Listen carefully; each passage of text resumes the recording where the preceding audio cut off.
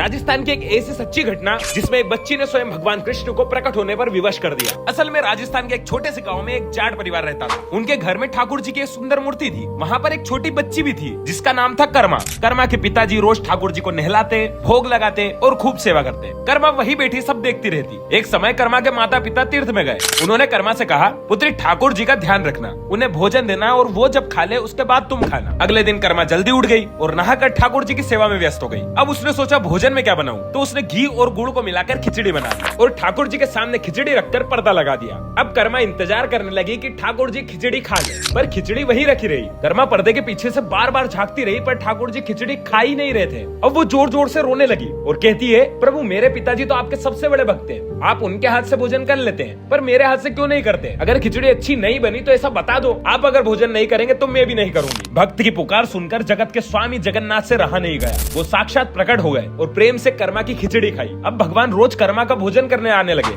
जब कर्मा के माँ और पिताजी आए तो कर्मा ने उन्हें सब बताया, पर पिताजी हंसने लगे। पर जब उन्होंने छिपकर देखा तो साक्षात भगवान के हाथ में थाली थी। कहते हैं भगवान को कर्मा बाई की खिचड़ी इतनी पसंद आई कि आज भी जगन्नाथ मंदिर में सुबह का पहला भोग कर्मा बाई की खिचड़ी का ही लगाया जाता है। तो आप भी वीडियो को एक लाइक करके कमेंट में जय श्री कृष्ण लिखना ना भूलें।